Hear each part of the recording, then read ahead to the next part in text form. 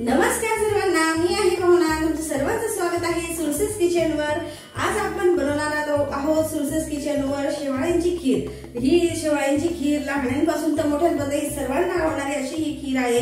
तर बघा, या वाटीच्या शेवाळ्या आहेत, याची आपण आज खीर बनवणार आहोत. या घरी बनवलेल्या शेवाळ्या आहेत, या बाजारातल्या विकत आणलेल्या शेवाळ्या नाहीये, या घरी बनवलेल्या आहेत. पण आता मला हे विचारू नका हे शेवाळ्या मी कशा बनवल्या हे मी तुम्हाला नंतर नक्की सांगेल. तर चला मग आपण पटापट आपले खीर बनवायला सुरुवात करूया.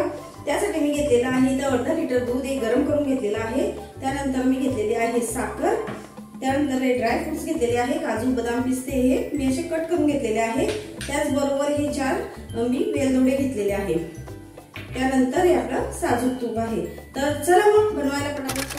तर मी हे कढई तापायला ठेवलेली होती, ती आता गरम झालेली आहे. त्यामध्ये आपल्याला 2 चमचे साजूक तूप टाकून घ्यायचं आहे. त्यामध्ये आपल्याला या शेवाळ्या आहेत ना, या अशा थोड्याशा चुरून यामध्ये आपल्याला टाकायच्या आहे. जास्त नाही चुरल्या तरी चालतील. याप्रमाणे अशा तोडून घ्यायच्या आहे त्यांना.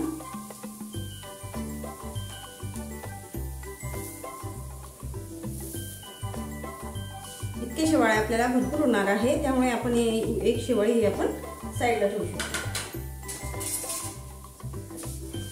आपल्याला या शेवाळ्या अशा तुपामध्ये छान लाल होईपर्यंत परतून घ्यायच्या आहे.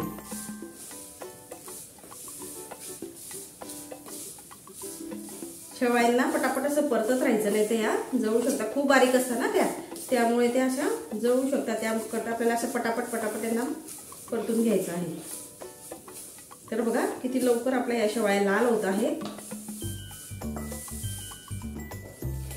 तर बघा आपल्या शेवाळ्या परतून झालेल्या आहे, छान लाल अशा परतून झालेल्या आहे. त्यानंतर आपल्याला यामध्ये आता हे आपण कट करून घेतलेले काजू बदाम पिस्ते आहेत ना, हे यामध्ये आपल्याला टाकून घ्यायचे आहे. यांनाही तर आपल्याला एक अर्धा मिनिट परतून घ्यायचं आहे.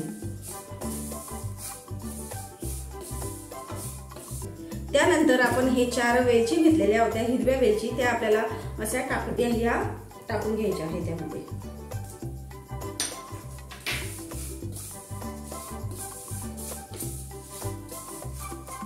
त्यानंतर आपल्याला हे अर्धा लिटर दूध हे आपण गरम करून घेतलेलं आहे, ते यामध्ये आपल्याला टाकायचं आहे.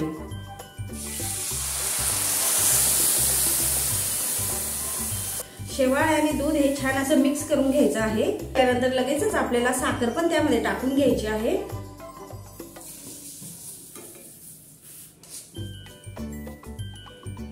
साखर टाकल्यानंतर सगळं छान मिक्स केल्यानंतर आपल्याला यावर 10 मिनिटं झाकण ठेवून या शेवाळ्या छान अशा शिजून घ्यायच्या आहेत दुधामध्ये. तर गॅसची फ्लेम आपल्याला कमी ठेवायची आहे, जेणेकरून दूध हे लवकर आटून जाऊन शेवाळ्या कच्च्या नको राहायला. त्यामुळे कच्च्या तर राहणार नाही, त्या खूप बारीक शेवाळ्या आहेत, त्या पटकन शिजतात. पण तरी पण आपल्याला बारीक गॅसवरच याला शिजून घ्यायची आहे खीर. चला तर मग 5 ते 7 मिनिटं झालेली आहे. मी गॅस बंद करून घेतलेला आहे. तर बघू आपली खीर कशी झालेली आहे ते तुम्ही बघू शकता. किती सुंदर ही आपली अशी खीर ही झालेली आहे. शेवाळ्या पण खूप छान शिजलेल्या आहेत. आता ही आपली खीर आपल्याला खाण्यासाठी रेडी आहे. तर चला मग नक्की शेवाळ्यांची खीर करून बघा. आवडली आणि कशी वाटली मला नक्की कमेंट. आपली खीर गरमागरम खीर ही अशी तयार झालेली आहे. कशी झाली मला कमेंट करून नक्की सांगा. आणि माझा व्हिडिओ आवडल्यास माझ्या व्हिडिओला लाईक करा. आणि चला पुन्हा असेच नवीन रेसिपीज मध्ये तुम्हाला मी नक्कीच भेटणार आहे. तोपर्यंत सर्वांना नमस्कार.